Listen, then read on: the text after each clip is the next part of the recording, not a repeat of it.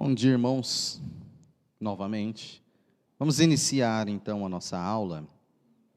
Continuaremos a nossa sequência de estudos, nossa série de estudos em Jó, intitulada Supremo Deus, e vamos orar para que Deus abençoe esses momentos de reflexão. Oremos. Glorioso Deus, nosso Pai, estamos novamente reunidos perante a Tua Palavra, perante esse livro, Senhor, de Jó, que Tu nos conduza a entendermos mais de Ti e o adorarmos em resposta a isso. A nos enchermos de um conhecimento divino e a partir disso, a partir do que nos é revelado e nos é possível conhecer, apesar de serem apenas sussurros, que sejam realmente de encher as nossas almas de adoração e prazer perante a Tua Palavra. Esteja conosco, ó Deus. Nos abençoe, nos guia, nos ensine, ó Pai. Em nome de Jesus nós oramos. Amém.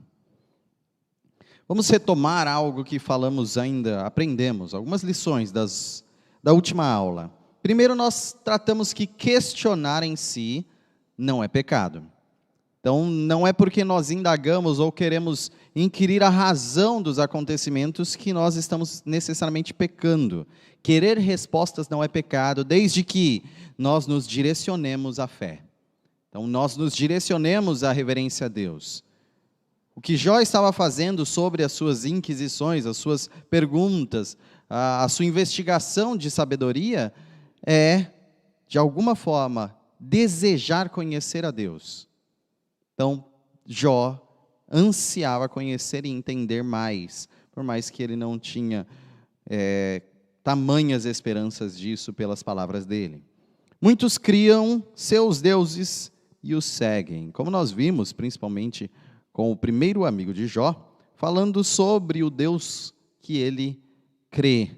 Com certeza, como é o mesmo Deus de Jó, é tratado como o próprio Deus, mas é de uma forma equivocada. Um Deus que apenas retribui, um Deus que apenas castiga aquele que ele considera ímpio, e o perverso apenas recebe castigo desse Deus durante a sua vida. E tudo mais que foi tratado por esses amigos de Jó, mostrando que é um grande perigo nós, a nossa própria imagem e semelhança, criarmos um Deus para adorarmos. Na verdade, nós estamos idolatrando a nós mesmos.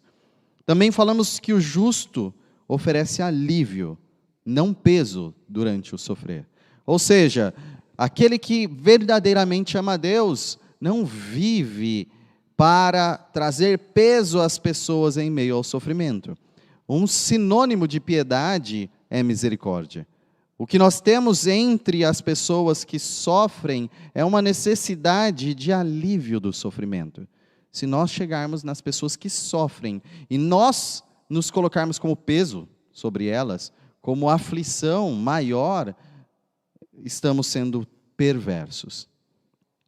Há um vingador dos justos, há alguém que trará a redenção pelas ofensas que ele recebeu.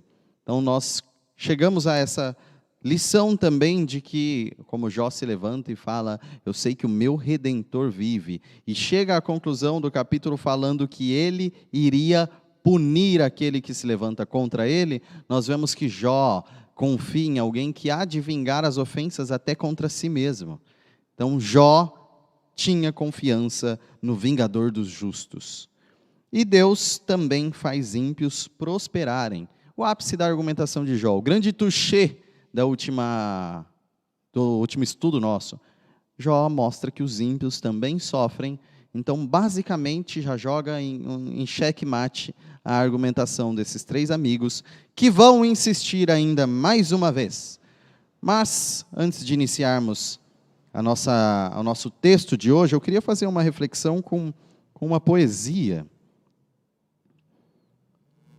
Eu os vi derrubando um edifício, um grupo de homens numa cidade movimentada.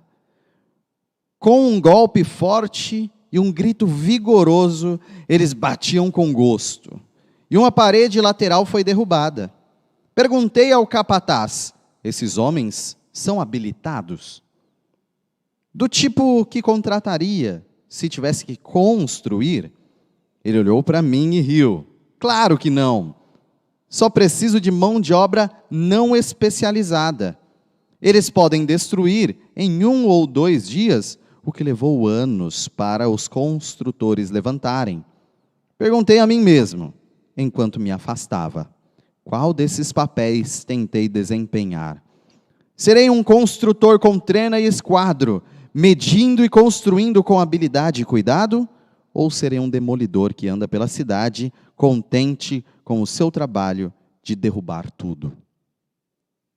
Nessa reflexão sobre duas grandes classes de pessoas, as que não precisam de especialização alguma, elas apenas saem a destruir.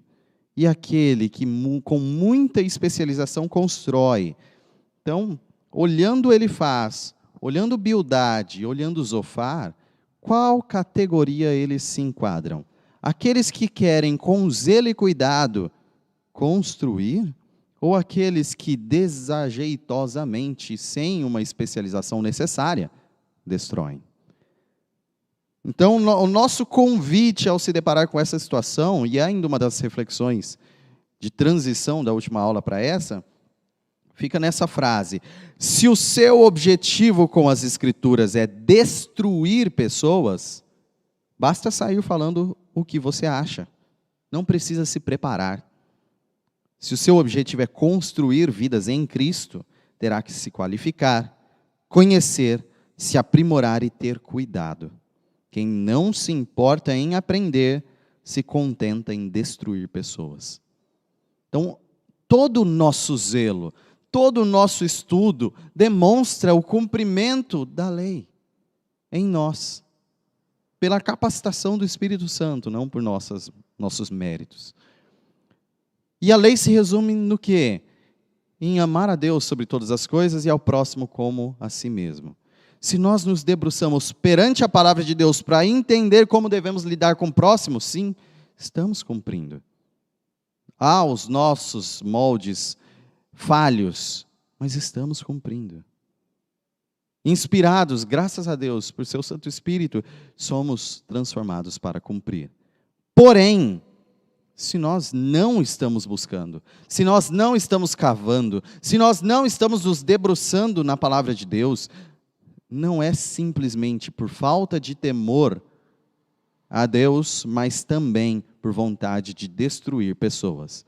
Prazer em ver pessoas precisando de ajuda e você passar reto, você se sentir incapaz de ajudá-la, ou ainda abrir a boca e destruí-las. Então, que nós não sejamos inaptos para ajudar, mas que as Escrituras, somente das Escrituras tiremos essa informação, mas elas nos guiem a construir vidas em Cristo. Sobre a aula de hoje, já uma reflexão inicial de J.E. Hartley. Enquanto Jó espera pela resposta de Deus, sua mente volta-se para os problemas incompreensíveis do mundo que permitem que os perversos, inclinados a atos brutais e egoístas de violência, oprimam os fracos e impotentes. Seus próprios sofrimentos o tornaram mais sensível ao sofrimento humano em geral. Por causa de sua fé profunda em Deus, sua lamentação o faz dirigir-se ao Senhor para obter uma resposta. Estamos em frente a problemas incompreensíveis, dificuldades muito grandes de entender o mundo. Nesse momento, é o que nós comentamos na primeira aula. Se eu olhei o livro de Jó e falei, entendi, eu tenho absoluta certeza de que eu não entendi. Se eu olhei o livro de Jó e começo a questionar e falar, é difícil de entender, eu estou no caminho certo. E quando chegarmos a entendermos um pouco, que seja uma fração da sabedoria aqui, é algo realmente assustador e maravilhoso. Por isso, estando em frente a problemas que não conseguimos compreender, por exemplo, o sofrimento humano em si, o que Jó faz é dirigir-se a Deus, lamentar e esperar uma resposta de Deus, mas ao mesmo tempo começar a se compadecer melhor de outros que sofrem. Será que o nosso próprio sofrimento não nos faz nos compadecermos do sofrimento alheio? Será que a nossa postura de, às vezes, sofremos sim, não faz entender aquele que também sofre ao nosso lado? Que nós, nesse sentido, observemos Cristo, Jesus, que Ele mesmo esvaziou-se de si e veio sofrer, para que, sujeito a todas as paixões que nós estávamos sujeitos, vencendo todas elas, sim, oferece um serviço de clamar ao Pai, de mediar, de interceder por nós, de uma forma que Ele se compadece de nós. Que nós entendamos isso ao experimentar o sofrimento. Pois bem, o título da aula de hoje é batizado como Sussurros e Trovões, tendo em vista a voz de Deus, tendo em vista o conhecimento de Deus. Sussurros e trovões. E nós descobriremos por quê em meio às palavras de Jó. Comecemos então, capítulo 22 de Jó, versos 1 e 2 e 4 a 10. Leiamos. Então, de Temã, Elifaz respondeu: pode alguém ser útil a Deus? Mesmo um sábio, pode ser-lhe de algum proveito? É por sua piedade que ele o repreende e lhe faz acusações? Não é grande a sua maldade? Não são infindos os seus pecados? Sem motivo, você exigia penhores dos seus irmãos. Você despojava das roupas os que quase nenhuma tinham. Você não deu água ao sedento e reteve comida do faminto, sendo você poderoso e dono de terras, delas vivendo, e honrado diante de todos. Você mandou embora de mãos vazias as viúvas e quebrou as forças dos órfãos. Por isso está cercado de armadilhas e o perigo repentino o apavora. Pois bem, agora nós temos Elifaz, lembra disso? Até agora na aparência Elifaz é o mais sábio deles. Talvez Bildade o mais cruel, mas Elifaz é o que agride um pouquinho menos. Agora ele já entrou totalmente no clima. E seguiu a última argumentação que vimos no final do segundo ciclo com Zofar. Então lembramos, nós falamos de um primeiro debate, que foi o ciclo entre a informação de Zofar, a resposta de Jó. Informação de Bildade, resposta de Jó. Informação de Zofar, primeiro Elifaz. E agora, por último, Zofar e resposta de Jó. Esse é um ciclo. Isso se repetiu na última aula. Mesma coisa, vimos as indagações e as respostas de Jó. E agora nós estamos no último ciclo. Terceiro e último ciclo deste grande debate, desta grande briga por encontrar respostas e sabedoria.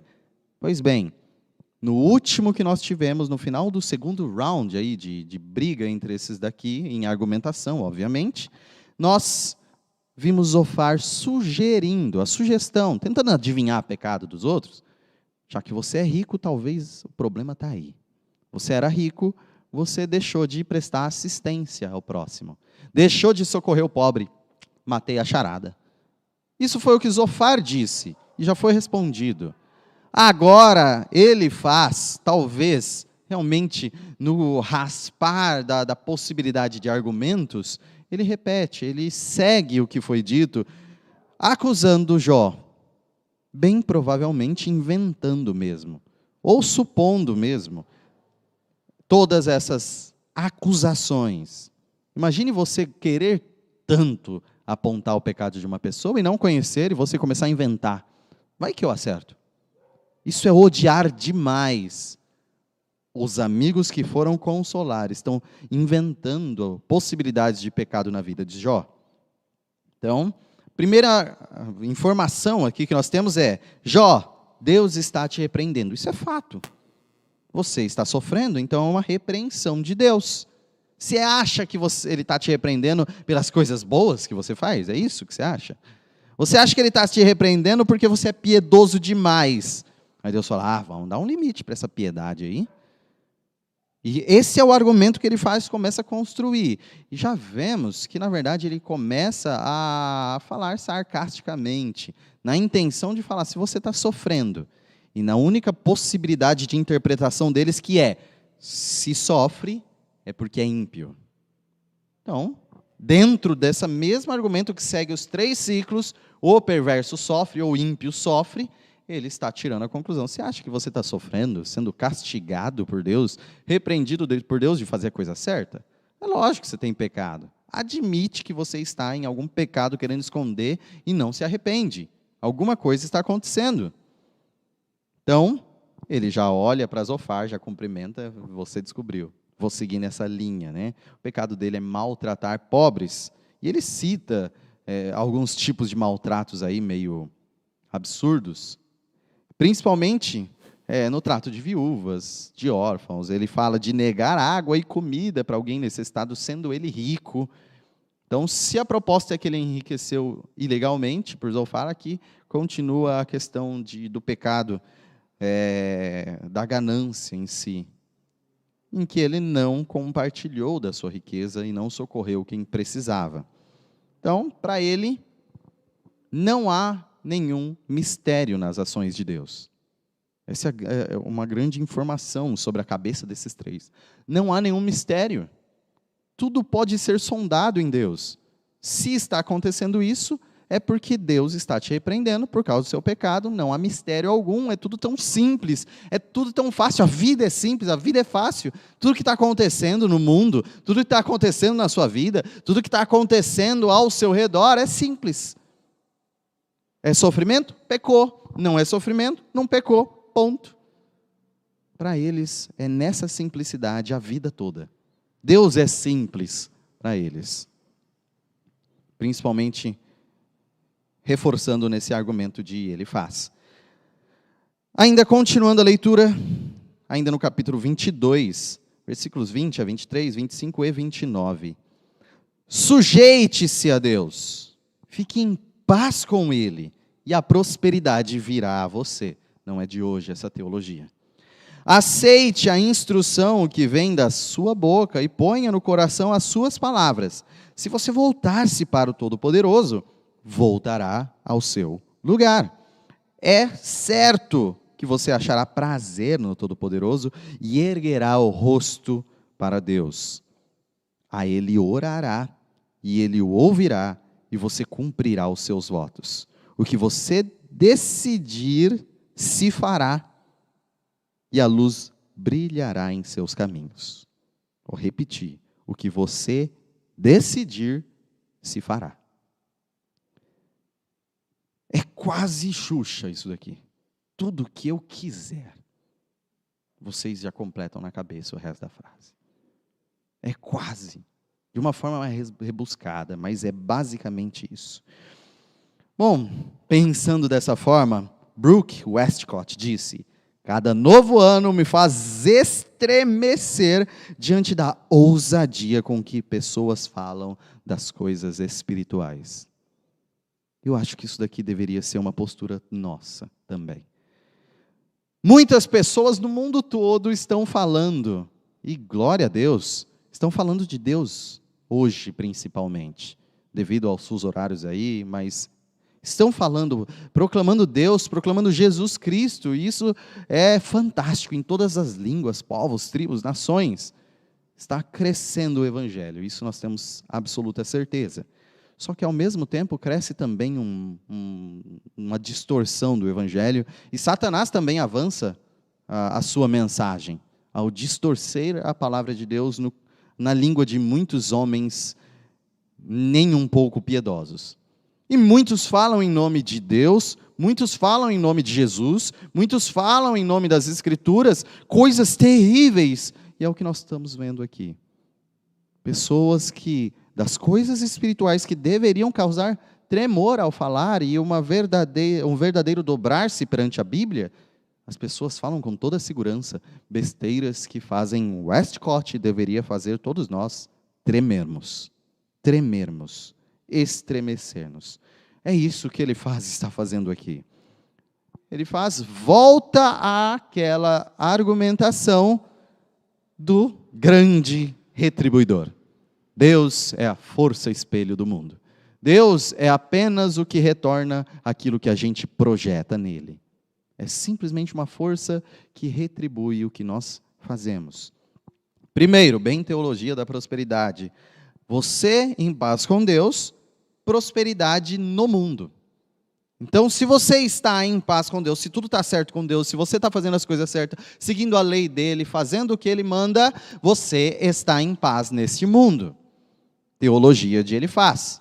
Qual que é a teologia de Cristo? Olha para os seus, aqueles que alicerçam a igreja e fala: no mundo tereis paz se vocês estiverem em paz com Deus. No mundo tereis tranquilidade se vocês estão comigo. No mundo tereis aflições, na verdade. Então Jesus não ensina o que ele faz, está dizendo de forma alguma. Jesus fala: no mundo tereis aflições, mas ainda assim mantenham um bom ânimo, porque eu já venci. O que nós temos, biblicamente falando, é um mistério que eles não conseguem entender, esses amigos de Jó não conseguem compreender, e não funciona dessa forma. Você está bem com Deus, você não sofre. Já vimos que o principal disso é próprio Cristo. Em nenhum momento, ele pecou e gerou alguma guerra entre si e Deus. Mesmo assim, ele sofreu. Então, olhando para Jesus, já cai por terra a possibilidade de falarmos: só se for perverso que sofre, só se for ímpio que sofre. Isso deveria ser uma teologia totalmente destruída desde a época que esse livro foi finalizado e divulgado. Pois bem, ele ainda diz que ele poderia, a partir de que fizesse as pazes com Deus, levantar a cabeça dele. Ou seja, vocês lembram onde ele está, né? Num lugar de cinza, num lugar de ser separado para...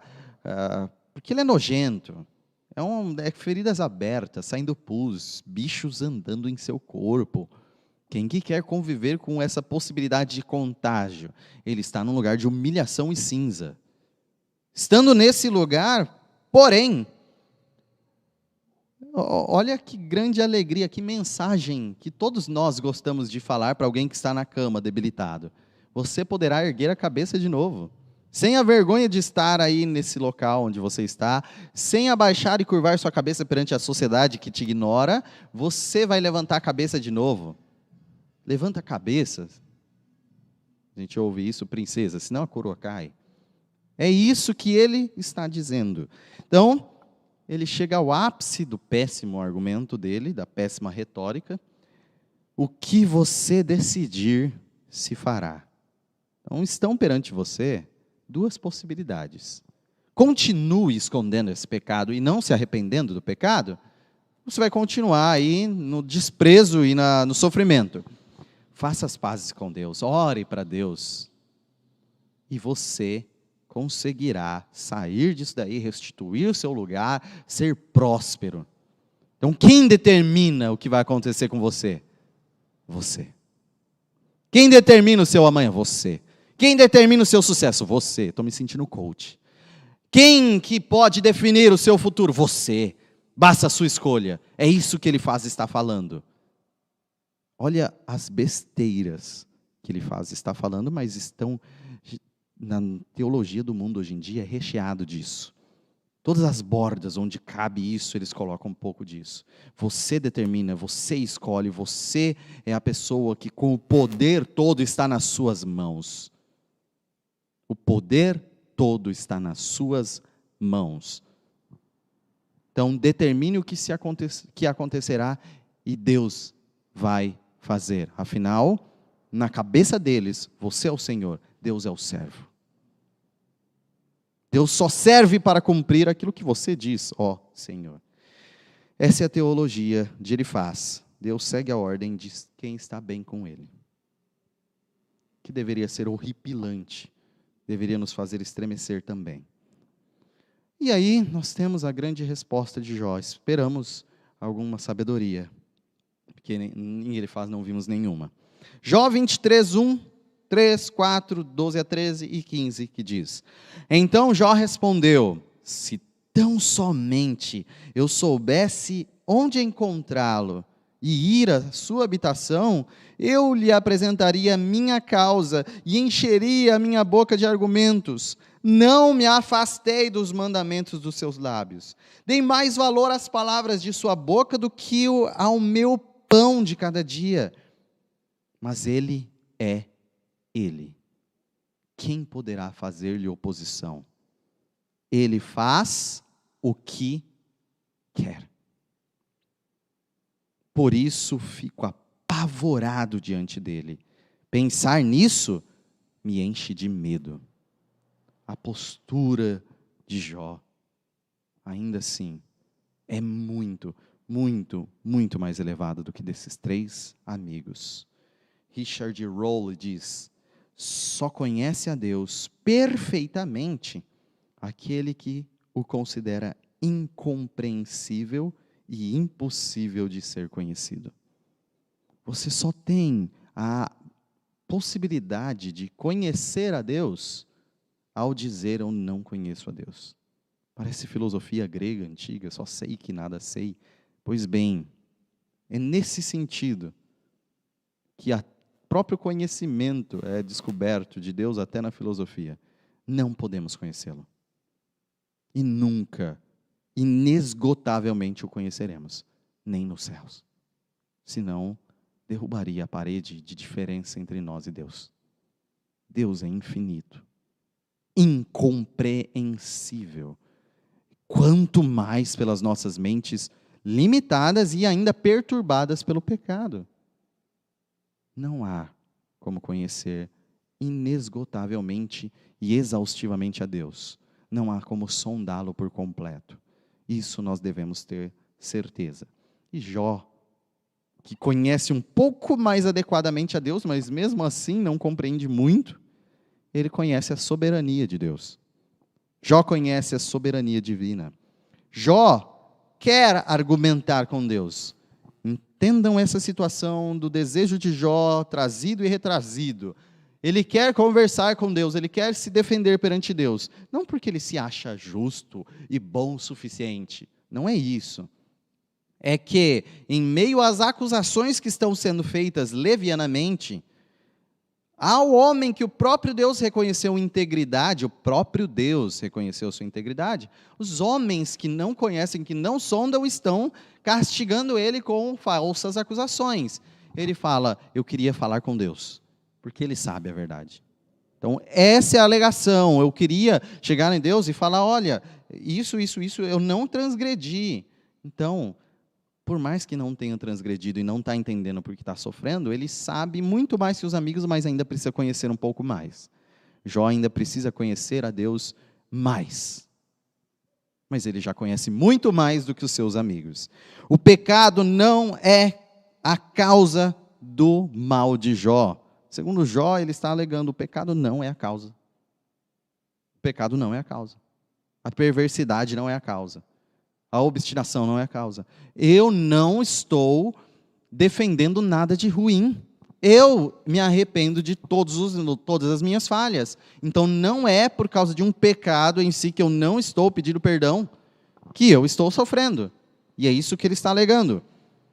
Mas, ainda que não tenha pecado, Jó sabe que Deus faz o que ele deseja. Deus faz o que ele quer. Nosso Deus está nos céus. Faz tudo o que lhe agrada. Agora, você consegue mastigar bem o que Jó acaba de alegar aqui na nossa leitura? Deus faz o que deseja.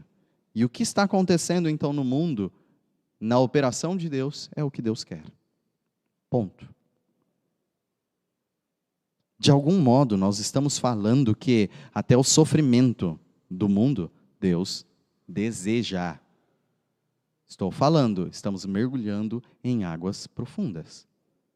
Até a dificuldade, a dor, a severidade que nos acompanha durante a nossa vida, ou as aflições que Jesus previu, Deus deseja, porque Ele tem poder para evitar.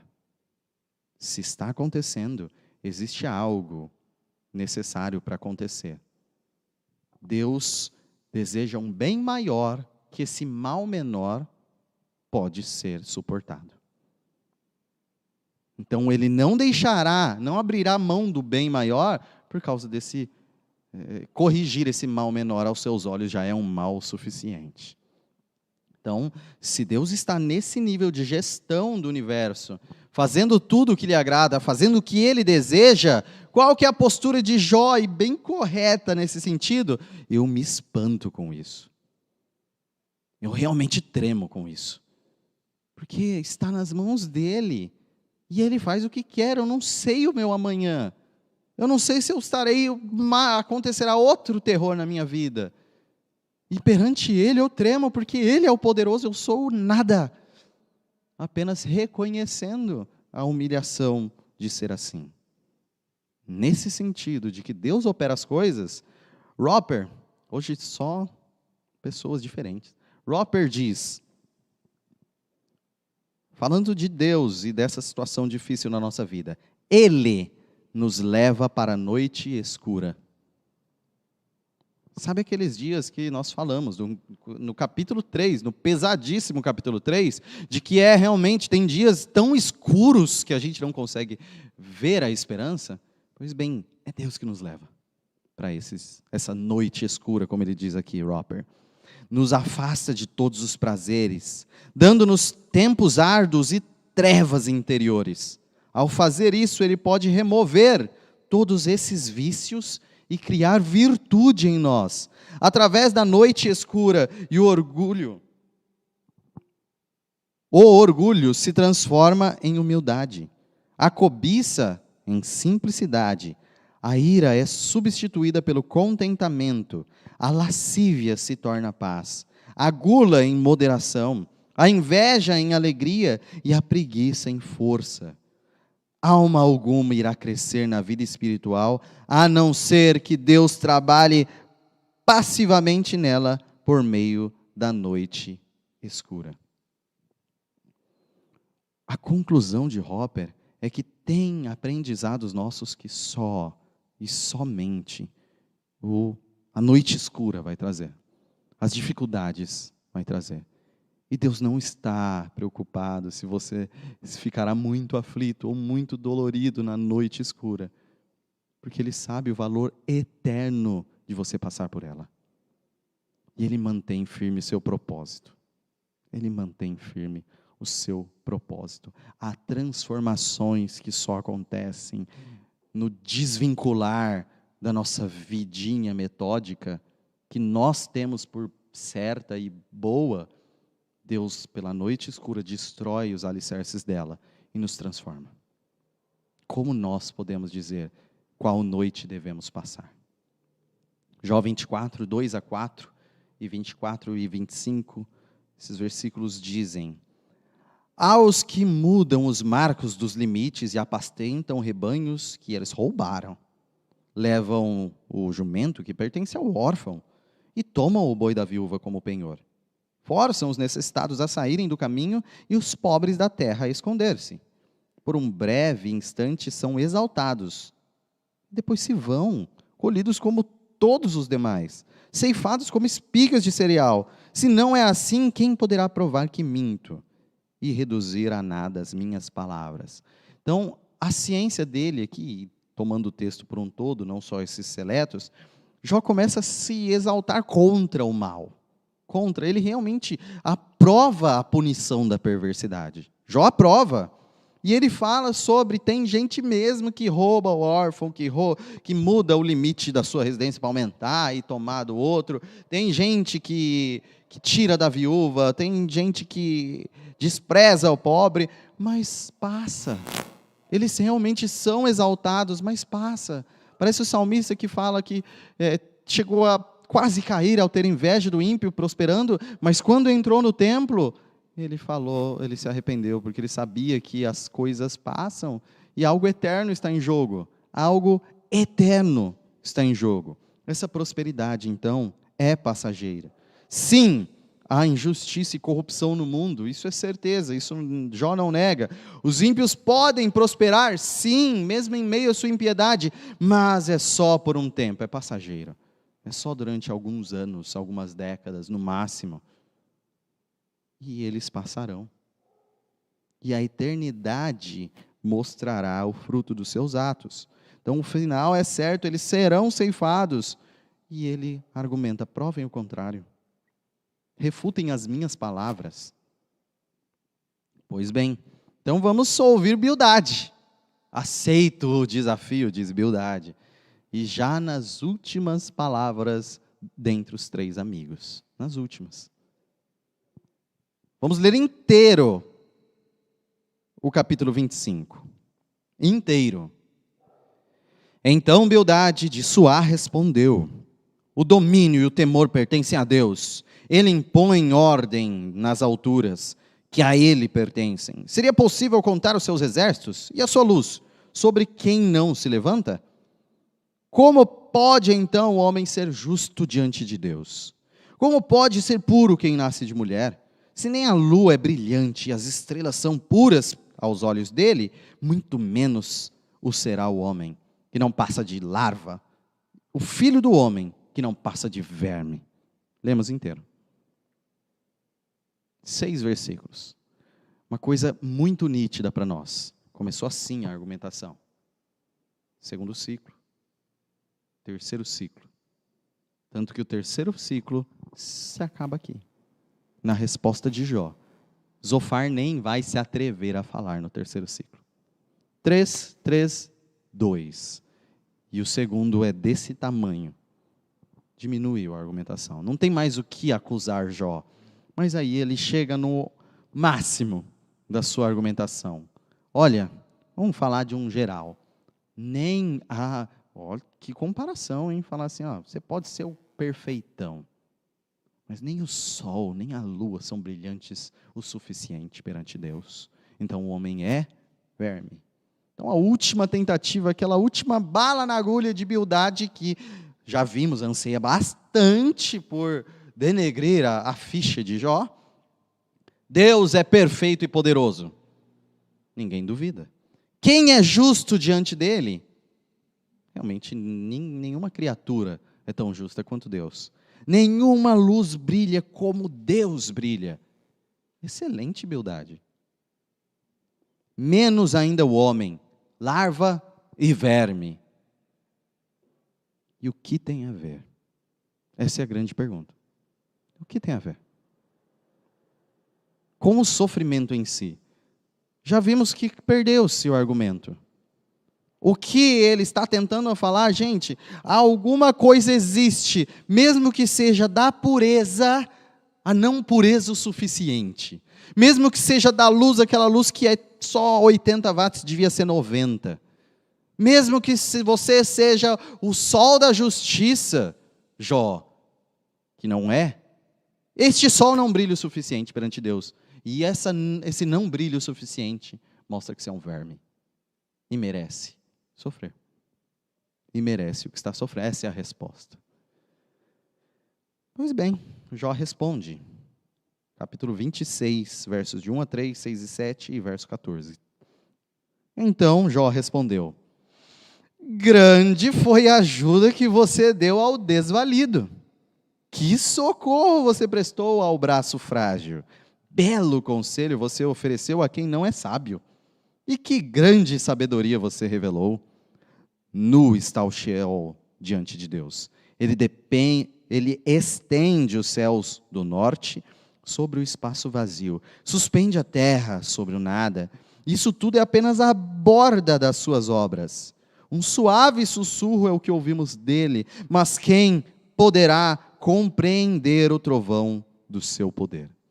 Ele separa em 2 argumentos aqui.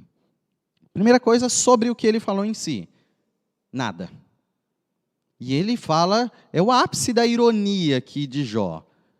Grandes palavras ao que está fraco. Excelente. Já pensou a gente chegar assim, todo mundo que está fraco e fala, ninguém é nada perante Deus, você é um verme. Excelente ao braço frágil essa ajuda, meu irmão. E você mostrou tanta sabedoria. Onde você aprendeu isso? Ele ainda cita, que espírito te inspirou para você falar tão bem, cara? E aí ele muda. Isso que você está falando são obviedades que não mudam a situação. Nós temos total certeza disso. Olha tudo que Deus fez. Olha o poder que Deus exibe na sua criação. E tudo o que nós sabemos de Deus é apenas um sussurro. É apenas um sussurro da voz de Deus. Você entende isso? Tudo que você ouviu até hoje de Deus. Se você desde criança está frequentando a escola bíblica, ou estudando a sua Bíblia, ou fazendo cursos de teologia, enfim, toda a sua busca é correr atrás de entender um sussurro de uma voz que tem poder para ser um trovão. O conhecimento de Deus é muito mais que um trovão. Quem poderá compreender esse trovão se nós até hoje buscamos compreender sequer o sussurro? Deus sabe muito mais do que nós. Deus é muito mais do que nós podemos saber dele. E nós conhecemos a Deus por espelho, por uma imagem distorcida e pequena e difícil de entender. Deus nos conhece face a face. Deus conhece exaustivamente a cada um de nós. Nós conhecemos o sussurro de Deus. Imagine que se algum momento da sua vida, alguma informação de Deus, alguma mensagem do Evangelho fez você se estremecer, se arrepender dos seus pecados, se derramar em lágrimas, clamando a graça que está sendo mostrada e louvando a Cristo pela cruz salvífica. Isso é só um sussurro de o que Deus é. Todo o Evangelho, toda a Escritura é apenas o sussurro. A forma com que Ele decidiu se revelar. E inesgotavelmente nós podemos estudar e compreender e avançar em conhecer o sussurro da sua voz. Quem poderá compreender o trovão? Quem poderá entender quem Deus é por completo? Deus é um mistério grandioso demais para todos nós. Capítulo 27, de 1 a 6, ele prossegue. E Jó prosseguiu pela primeira vez. Vocês viram sempre? Então disse. Agora nós temos. E Jó prosseguiu em seu discurso. Iniciamos agora uma sessão de que não mais vai ter esse debate com esses três. Agora ele vai concluir com um monólogo. E logo depois nós teremos um quinto personagem muito interessante para tratarmos. E Jó prosseguiu em seu discurso: pelo Deus vivo, que me negou justiça,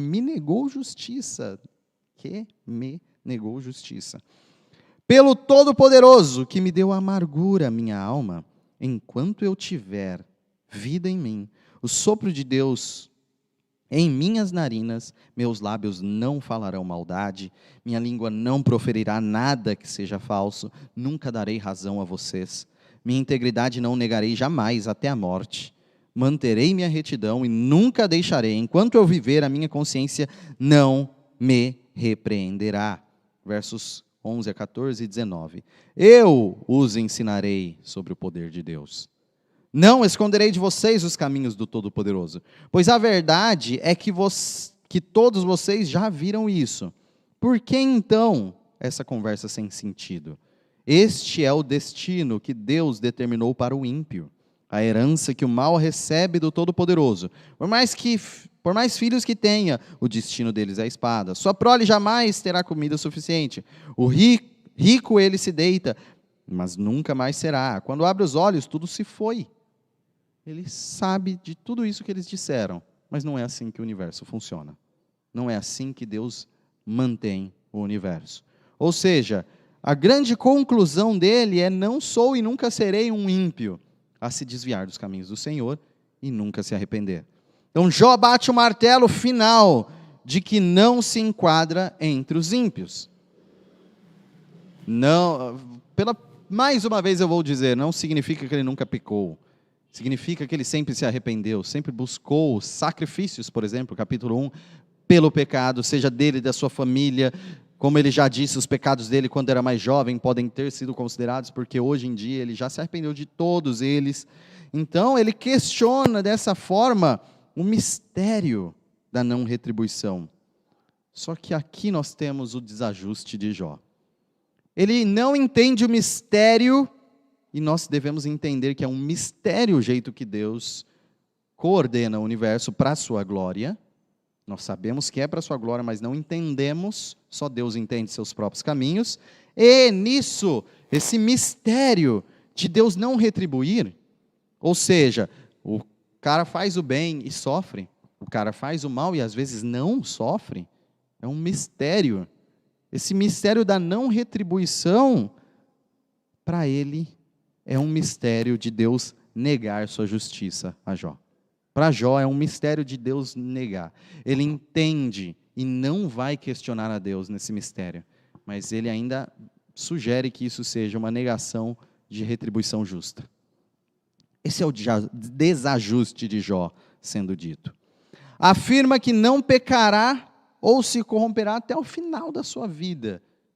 Mesmo que ele não entenda, ele continuará na fé. Então ele não dobra a sua fé à razão. Só se eu entender eu vou crer. Ele não dobra a sua fé à razão. As duas precisam ser levadas ao máximo possível. Mas quando a razão não estiver tendo clareza, que se mantenha a fé. É isso que Jó diz. Eu vou manter minha fé, vou manter o que eu creio sendo professado e não vou desviar-se do caminho de Deus, desviar-me do caminho de Deus. E reflete sobre a condenação inevitável do ímpio, sabendo que tudo que foi falado sobre isso, gente, é verdade, realmente o ímpio, ele vai ser condenado. Num dia será condenado. Deus pode condená-lo desde já ou somente no juízo final, mas pertence ao mistério de Deus em si. Ou seja, como diz Charles Swindoll, Deus controla o espetáculo. Ele permite deliberadamente a doença, por razões misteriosas, além da nossa compreensão, ele permite o sofrimento. Há também outras ocasiões, por motivos não claramente revelados, em que ele nos testa.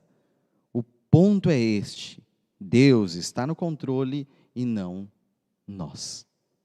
Deus controla o espetáculo.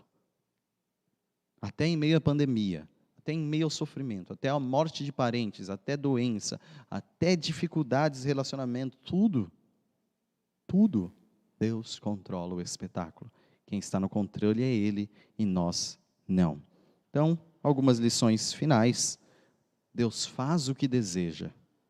Isso que seja extremamente tranquilo para nós entendermos, não esgotadamente, mas sabermos que isso é verdade. Deus faz o que deseja. O sofrimento, de alguma forma, acontece pelo desejo de Deus. Você entende esse mistério? Não. Não entendemos os caminhos ocultos de Deus. Mas, de alguma forma, até o sofrimento acontece pelo desejo de Deus e conhecemos, então, a Deus apenas no seu sussurro. Conhecemos apenas o sussurro e não compreendemos e nunca compreenderemos na totalidade o trovão da voz de Deus. Quem Deus é por completo. Vamos orar para encerrarmos?